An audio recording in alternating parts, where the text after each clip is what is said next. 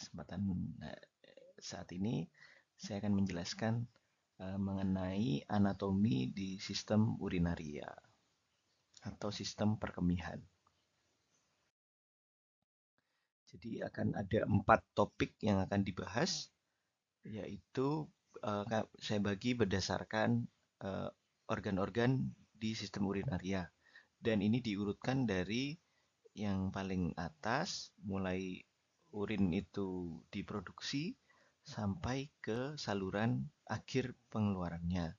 Yaitu yang pertama renal atau ginjal, kemudian ureter, kemudian masuk lagi ke vesika urinaria atau kandung kemih, dan yang terakhir adalah uretra.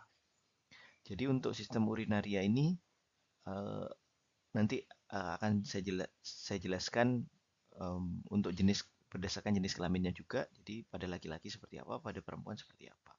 Pada prinsipnya dari renal atau ginjal, ureter sampai dengan vesika urinaria sama ya untuk laki-laki dan perempuan. Hanya nanti perbedaannya ada di bagian uretranya. Ya, yang pertama secara umum untuk anatomi. Nah, ini kita belajar posisinya dulu. Lokasi sistem urinaria itu di mana? Jadi kalau kita lihat di sini, ini untuk laki-laki dan perempuan ya. Jadi posisinya ada di retroperitoneal atau di rongga perut bagian belakang dan lebih agak ke bawah ya dia posisinya. Jadi untuk renal atau ginjal itu ada 2, kanan dan kiri ya. Kemudian nanti salurannya itu saluran ureter kanan dan kiri ada ya. Kemudian saluran ureter itu akan menuju ke vesika urinaria atau kandung kemih. Nah, kemudian untuk perempuan uretranya lebih pendek ya. Kemudian untuk laki-laki di sebelah kiri itu uretranya lebih panjang ya. Di bawah vesika urinaria itu ada prostat. Kemudian baru penis ya. Jadi uretra itu ada di tengah-tengahnya. Jadi nanti ada pembagiannya yang akan dijelaskan di bagian uretra di selanjutnya. Sistem urinaria atau sistem perkemihan ini adalah sistem organ. Jadi kumpulan organ-organ yang memiliki fungsi yang sama dalam kesatuan fungsi sistem perkemihan. Yaitu yang pertama dia filtrasi atau penyaringan darah ya. Ini ada di ginjal. Kemudian ekskresi ya atau mengeluarkan sisa-sisa metabolisme misalkan urea, kreatinin, asam urat nanti dalam bentuk urin. Itu ekskresinya dalam bentuk urin. Kemudian dia juga menjaga keseimbangan cairan, elektrolit ya dan pH. Jadi dengan dikeluarkannya cairan dalam bentuk urin, maka itu tujuannya adalah untuk menjaga keseimbangan cairan dan elektrolitnya. Jadi misalkan kita banyak minum, jadi nanti urin yang dikeluarkan juga lebih banyak dan warnanya lebih jernih ya. Nah, sedangkan kalau misalkan kita dalam kondisi dehidrasi atau kurang minum atau diare, nah maka urin yang diproduksi jumlahnya lebih sedikit dan lebih kental. Nah, itu yang membuktikan bahwa salah satu fungsi dari sistem urinaria ini adalah untuk menjaga keseimbangan cairan. Kemudian juga meregulasi ya atau mengatur volume darah dan tekanan darah. Nah, jadi proses pengeluaran urin ya. Jadi sebelum proses pengeluaran urin itu ada sistem di ginjal yang berhubungan dengan sistem pembuluh darah di glomerulus ginjal ya. Jadi proses penyerapan cairan di situ itu akan mempengaruhi tekanan dan volume darah. Jadi sangat berpengaruh. Kalau ada kerusakan di sistem di ginjal, maka dia akan mempengaruhi tekanan darah. Misalkan ginjalnya rusak, maka tekanan darahnya bisa tinggi ya, meningkat. Kemudian juga ada produksi hormon di situ. Misalkan eritropoietin, renin atau vitamin D. Pertama kita masuk ke organ yang pertama, yang paling atas, yaitu renal ya, atau ginjal. Nah, kita belajar lokasinya. Ini kalau kita bayangkan, ini gambar tampak dari sisi posterior ya, dari belakang. Ginjal ada di kanan kiri, yang sinistra sedikit lebih tinggi ya daripada yang dekstra. Karena di dekstra ini dia posisinya pas, dia ada di bawah dari liver atau hepar ya. Jadi dia posisinya agak sedikit lebih rendah. Kemudian dia juga terlindung ya oleh tulang koste atau tulang rusuk yang di belakang ya. Setengah dari ginjalnya dia terlindung dari situ. Kemudian jadi kalau dia membesar ya nanti pemeriksaannya dari posterior ya, dari belakang, karena posisi dari ginjal itu ada di belakang atau kita sebut itu lokasi retroperitoneal ya. Kemudian bentuknya seperti apa? Bentuknya seperti itu ya. Seperti kacang ya, warnanya merah kecoklatan. Kemudian ukuran panjangnya sekitar 10 sampai 12 cm. Posisi menghadapnya juga seperti itu karena dari bagian pangkalnya dia akan keluar ureter yang akan menuju ke vesika urinaria atau kandung kemih. Nah, ini bagian dari ginjal secara umum, secara garis besar dibagi jadi tiga ya. Korteks itu di bagian paling luarnya, ya, bagian luar korteks. Kemudian yang gambarnya seperti apa ini piramid-piramid itu, nah itu sudah masuk ke area medula. Kemudian eh, ada ruangan di situ sebagai hmm, pangkal dari ureter, yaitu adalah namanya pelvis renalis. Jadi untuk pembagian komponen dari ginjal secara umum tuh ada tiga, korteks, medula, dan pelvis renalis.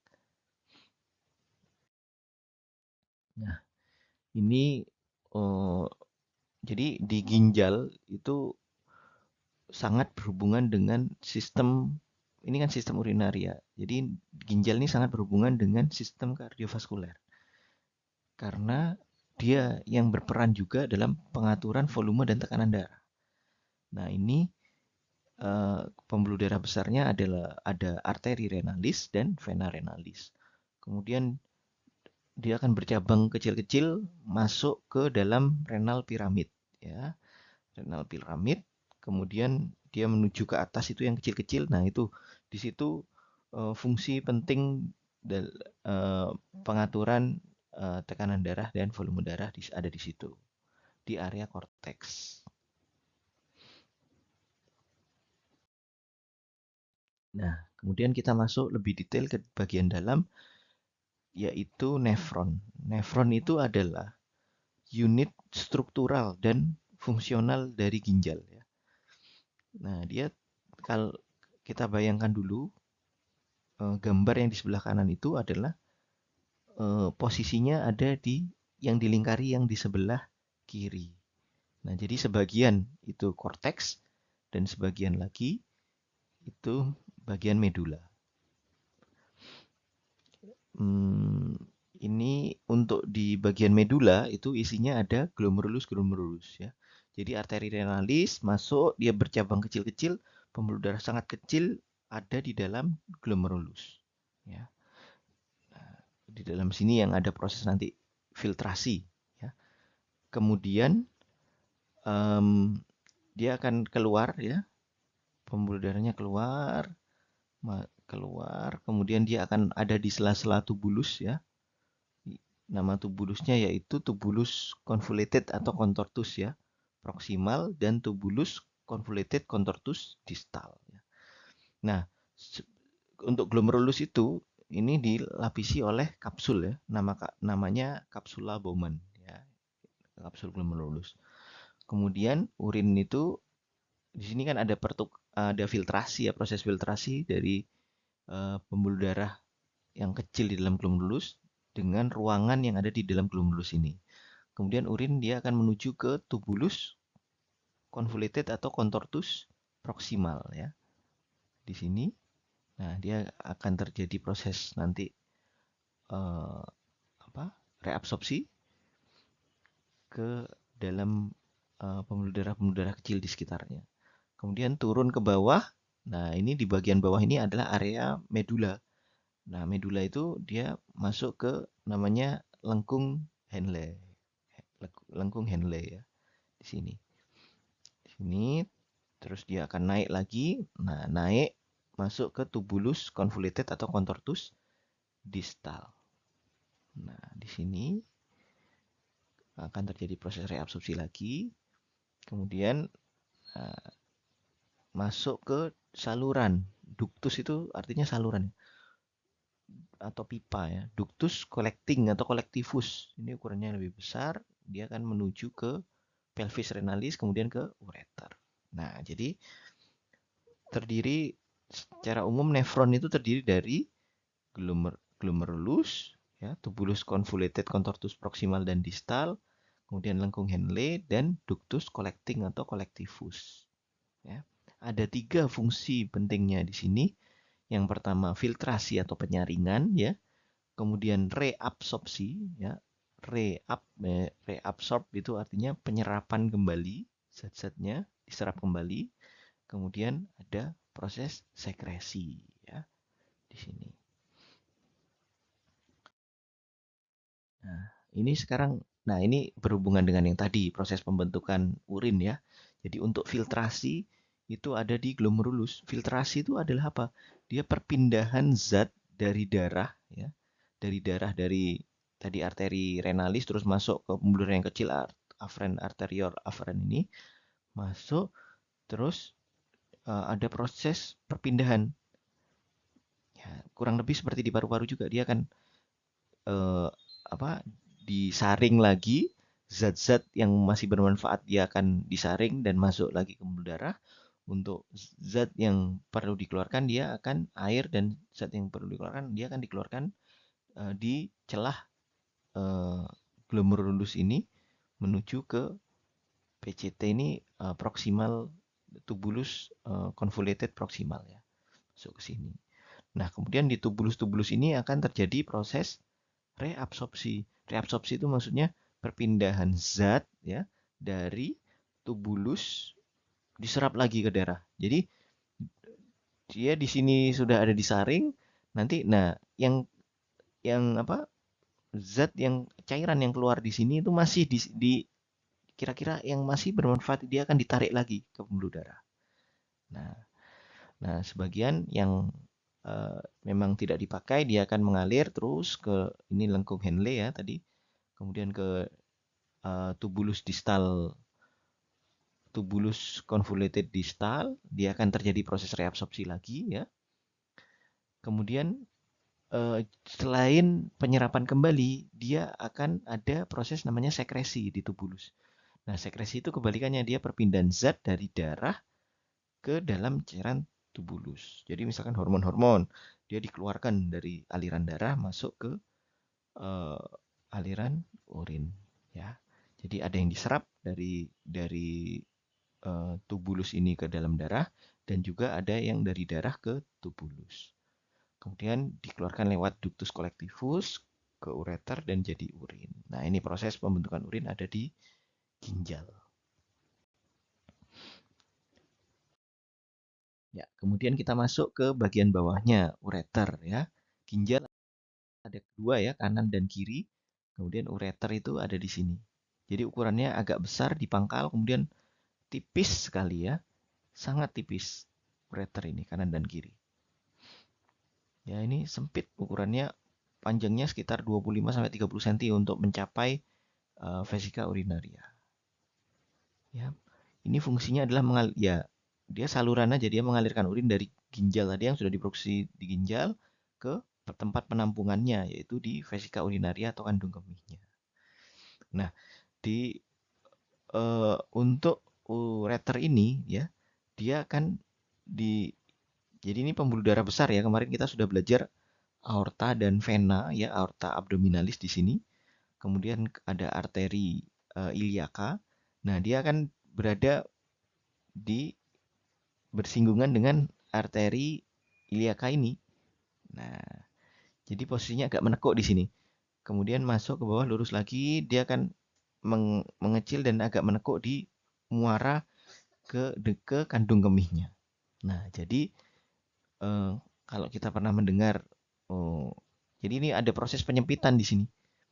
Jadi kalau kita pernah mendengar ada batu di saluran kemih ya, kalau batu itu ada di ginjal ya, di pelvis renalis ini, kemudian dia kalau ukurannya kecil dia bisa masuk ke ureter. Nah, biasanya dia akan tersumbat di titik-titik penyempitan dari ureter ini. Gitu, ya.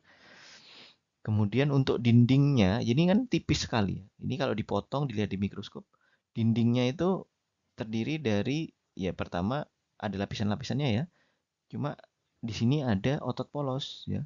Otot polos itu kan dia eh, untuk gerakannya adalah gerakan yang tidak kita sadari ya. Dia akan bergerak tanpa kita perintahkan. Nah, ini ada gerakan peristaltik supaya nanti aliran urin itu lancar ya dari atas ke bawah dan dia tidak kembali lagi dari bawah ke atas ya. Nah, misalkan di sini ada sumbatan, misalkan ada batu atau infeksi di sini, maka untuk melancarkan urin itu maka gerakan peristaltiknya juga akan bekerja dia. Nah, itulah yang membuat jadi nyeri misalkan kalau di situ ada eh, sumbatan ya. Ini untuk ureter. Kemudian kita masuk berikutnya ke vesika urinaria, kandung kemih, kantong penyimpanan urinnya ya. Nah, atau bahasa Inggrisnya bladder ya. Ini. Jadi yang warna kuning kanan dan kiri ini ureter. Ureter kan tadi ada dua ya, kanan dan kiri.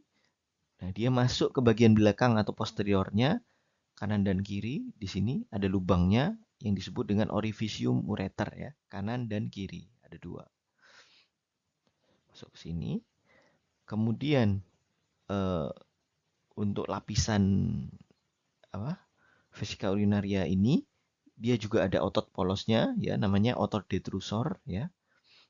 Kemudian di lapisan eh, mukosanya ya, lapisan dalamnya ini dia bentuknya memang berlipat-lipat seperti ini ya. Ini namanya ruge-ruge. Ada ruge-ruge, lipatan-lipatan ya.